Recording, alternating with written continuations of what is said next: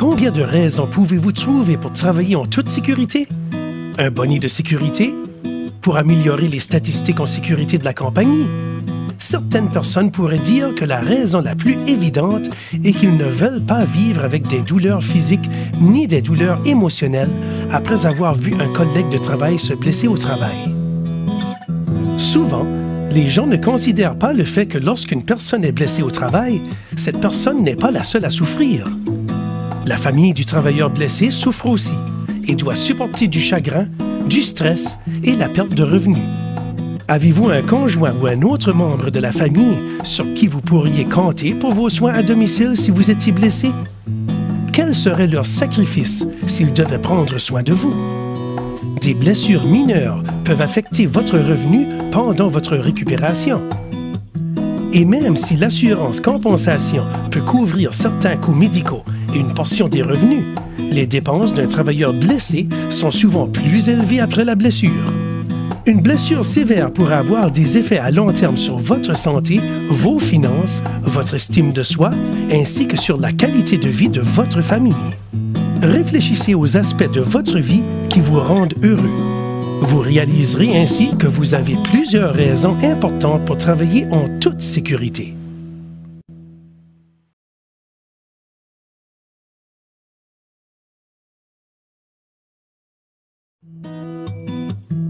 Dans le domaine des scieries au Nouveau-Brunswick, plusieurs risques attendent les employés qui ne sont pas préparés ou qui ne connaissent pas les dangers.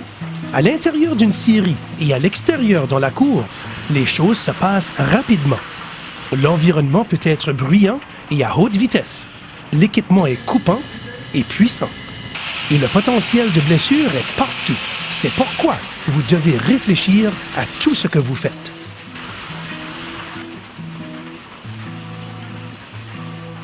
Les employés doivent suivre toutes les pratiques et procédures sécuritaires. Ils doivent porter tous les équipements de protection personnelle requis et ne jamais prendre de raccourcis concernant la sécurité, même pas pour une seconde. Les travailleurs de scierie doivent être conscients de leur environnement en tout temps et ont souvent à travailler près d'équipements en marche. Leur santé et sécurité dépendent de leurs habitudes de travail sécuritaires, de l'équipement en sécurité et de leur engagement vers une approche d'équipe pour ce qui a trait à la sécurité. Lorsque quelque chose tourne au vinaigre, ça arrive rapidement. Il y a plusieurs travailleurs blessés qui espéraient aujourd'hui pouvoir retourner dans le temps et suivre les procédures et les pratiques de travail sécuritaires.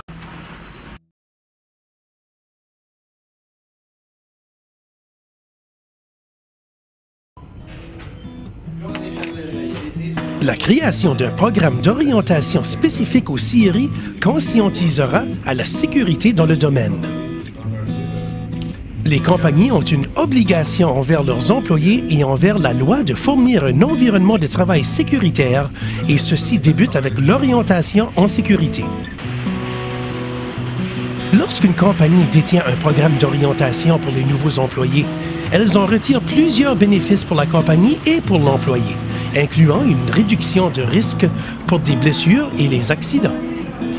Cette vidéo fait partie de votre programme d'orientation en tant que nouvel employé. Elle vous aidera à vous conscientiser sur les items suivants: les processus reliés aux scieries et votre nouveau rôle, et certains dangers communs auxquels sont exposés les employés de scierie à chaque jour. Comment contrôler ces dangers?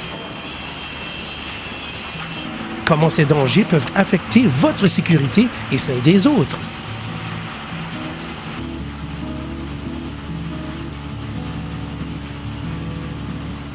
L'orientation aide à augmenter l'efficacité du nouvel employé et démontre l'obligation morale de la compagnie à protéger l'employé contre les dangers.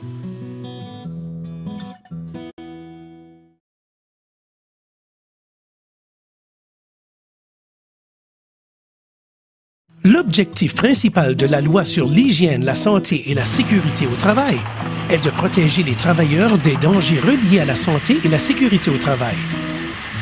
La loi sur l'hygiène, la santé et la sécurité au travail détaille les tâches générales et spécifiques pour tous sur un site de travail dans l'exercice des pratiques de santé et sécurité. La loi requiert les employeurs de fournir un site de travail sécuritaire, les rendant directement responsables de l'application et la surveillance de la santé et la sécurité, avec des pénalités pour les non-conformités.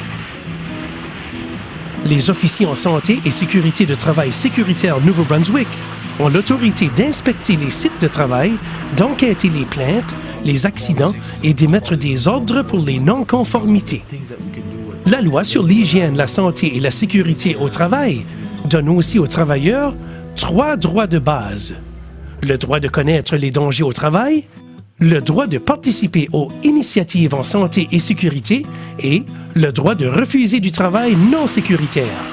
En tant qu'employé, vous avez la responsabilité de rapporter tous les accidents ou incidents à votre supérieur immédiat, même si celui-ci est mineur. En rapportant les accidents, nous pouvons réduire les risques et rendre l'environnement de travail plus sécuritaire pour tous.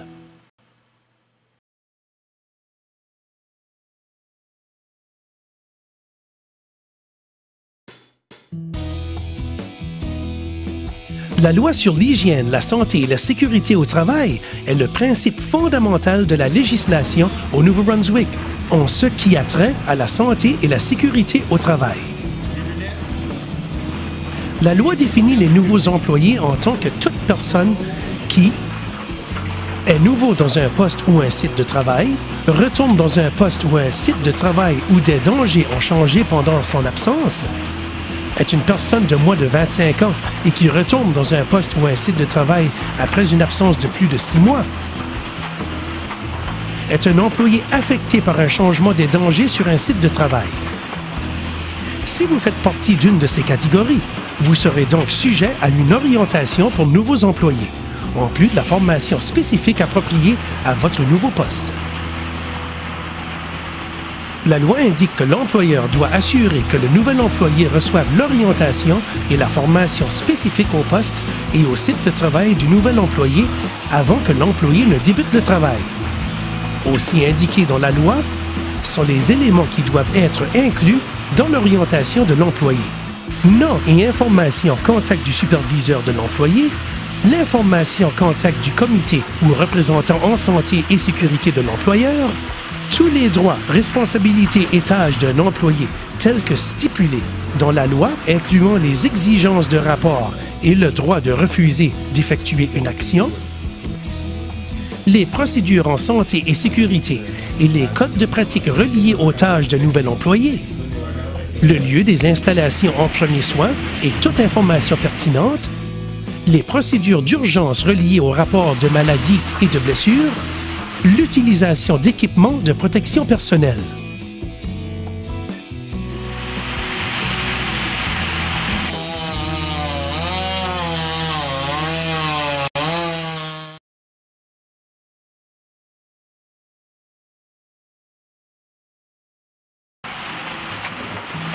Sous la loi sur l'hygiène, la santé et la sécurité au travail, tous les travailleurs ont le droit de refuser du travail s'ils ont des motifs raisonnables de croire que leur sécurité ou la sécurité des autres pourrait être affectée. Même si l'exercice de ce droit ne devrait pas devenir une méthode routinière pour résoudre des problèmes au travail, un travailleur ne peut pas être discipliné pour avoir exercé son droit de refuser.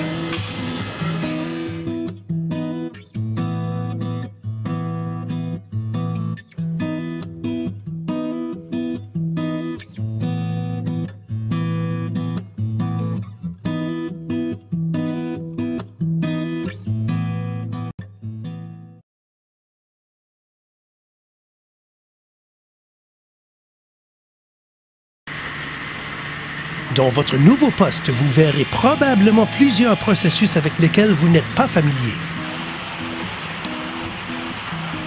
Chaque processus dans une série inclut des dangers pour lesquels vous devez être conscient.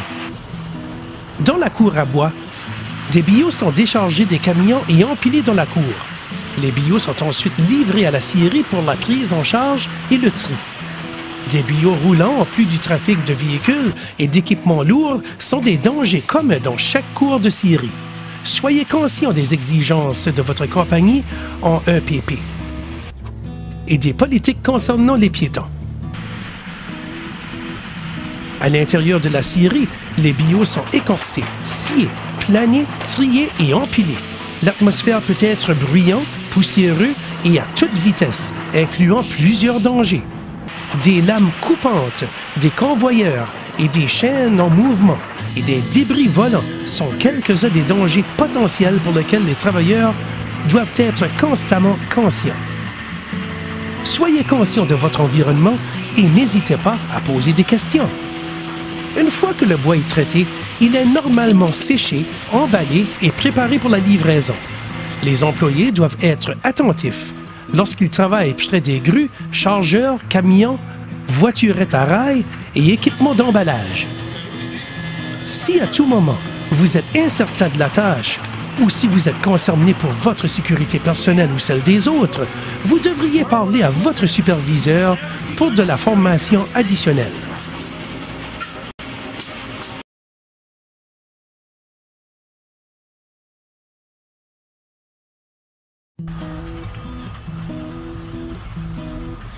Chaque scierie a sa propre liste de règles en sécurité qui doit être suivie par les employés. Ce qui suit est la liste des règles communes pour aider à identifier et éviter les dangers les plus communs. Suivez les instructions reliées à la tâche avec soin. Ne prenez aucun raccourci. Si vous ne connaissez pas la façon sécuritaire de mener la tâche, arrêtez-vous et demandez.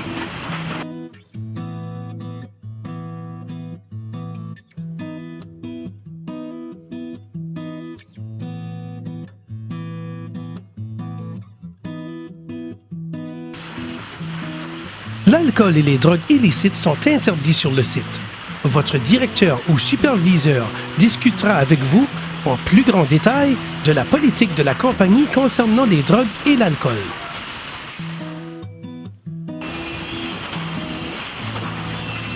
Suivez toutes les procédures de verrouillage. Chaque pièce d'équipement a une méthode spécifique pour le déénergiser et la rendre sécuritaire pour les réparations ou les ajustements. Votre directeur ou votre superviseur discutera avec vous en plus grand détail de la politique de la compagnie concernant les procédures de verrouillage et d'étiquetage.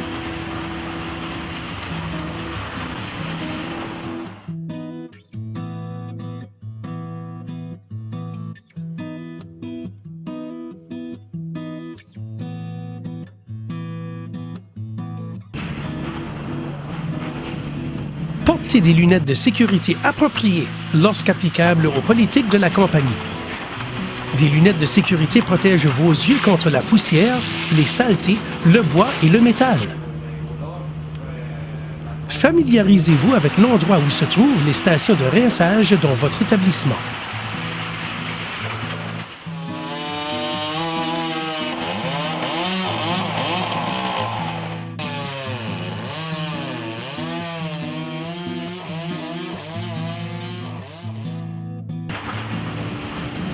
Portez des gants lors de la manipulation du bois ou lorsque vous performez d'autres tâches pour réduire ou prévenir des blessures aux mains. Certaines tâches requièrent que des gants spécialisés soient portés. Assurez-vous de porter la protection des mains appropriée pour la tâche que vous menez.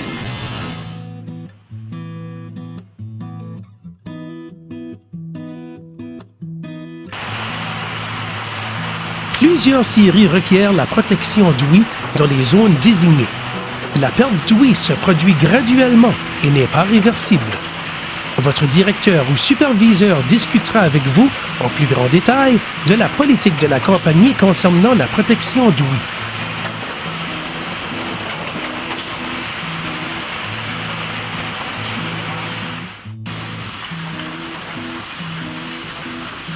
Protégez vos pieds et votre tête en gardant vos bottes de sécurité et votre casque en bonne condition. Surtout les semelles de vos bottes et la doublure de votre casque. Portez des bottes de sécurité pour prévenir des blessures sérieuses.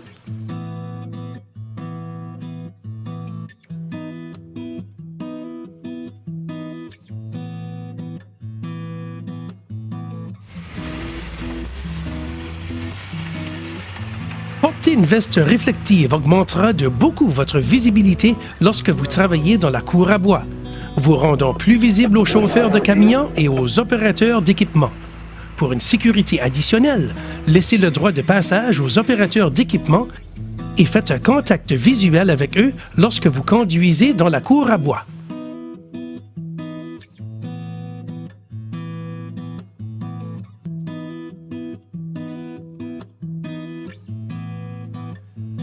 Se vêtir de façon appropriée pour le travail réduira le risque de blessure. Des vêtements inappropriés pourraient résulter en accrochage ou autres dangers.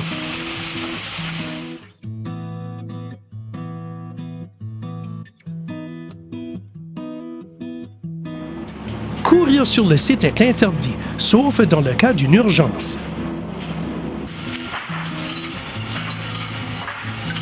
Le caillou est très dangereux.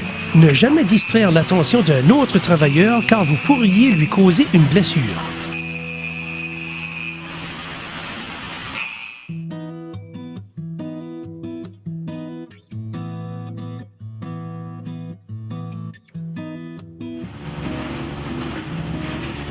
En aucune circonstance, l'air comprimé ne doit être utilisé pour nettoyer les vêtements ou les chaussures. Utilisez l'air comprimé que pour le travail auquel il a été prévu. Ne nettoyez pas vos vêtements avec, ne plaisantez pas avec, ne jamais pointer vers quelqu'un. Porter un masque à poussière réduira les risques associés avec le travail poussiéreux.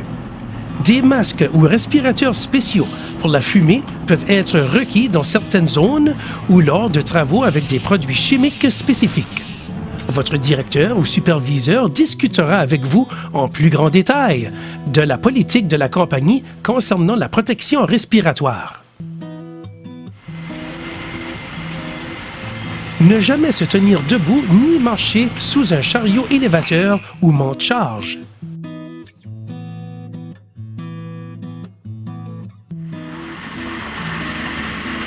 Ne jamais huiler une machine en marche, à moins qu'elle soit dotée d'un garde approprié.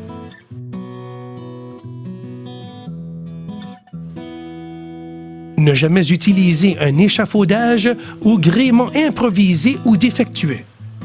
Tous les travailleurs à des hauteurs de plus de 3 mètres doivent utiliser de l'équipement de protection contre les chutes appropriées. Votre directeur ou superviseur discutera avec vous en plus grand détail de la politique de la compagnie concernant le travail en hauteur. N'essayez pas de lever ou de pousser des objets qui sont trop lourds pour vous. Demandez de l'aide lorsque nécessaire. Apprenez à lever de la bonne façon en pliant vos genoux et non votre dos.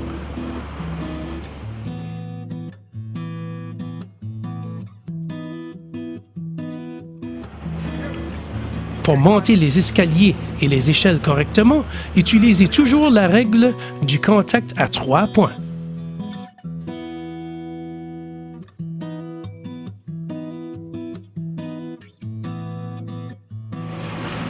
Chaque travailleur est responsable de garder sa station de travail propre et en ordre. Des planchers glissants ou encombrés peuvent causer des chutes. Gardez les planchers propres. De la poussière de bois accumulée peut être dangereux. Les scieries doivent gérer la poussière de bois pour qu'elle ne présente pas un risque d'incendie ou d'explosion.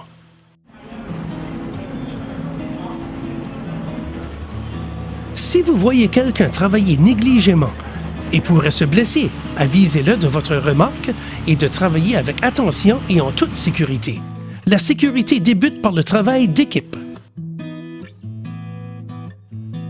Obéissez à tous les signes d'avertissement. Lisez les bulletins de sécurité qui sont affichés. Toutes les instructions et règles affichées sur la propriété ou les équipements de la compagnie doivent être respectés.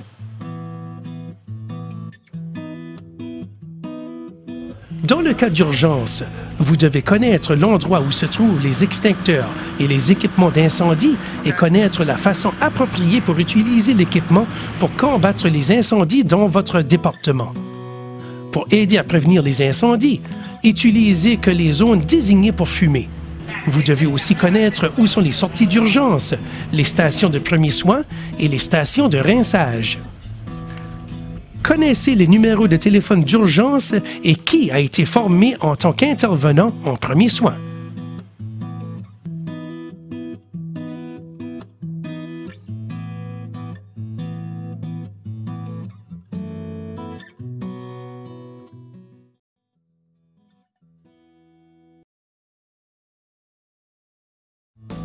Prenez le petit moment nécessaire pour réfléchir sur la meilleure façon de faire un travail en toute sécurité.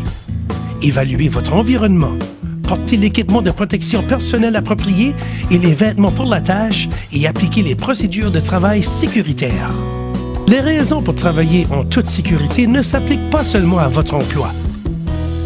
La responsabilité reliée à la sécurité s'applique à votre vie personnelle aussi. J'ai demandé quelles raisons votre famille vous donnerait pour que vous travailliez en sécurité. Soyez responsable pour votre sécurité et non pas parce que votre compagnie, patron ou la loi vous le demande, mais parce que votre vie et la vie de vos collègues de travail en dépendent. Travaillez en toute sécurité pour vous-même, pour votre famille et pour vos amis.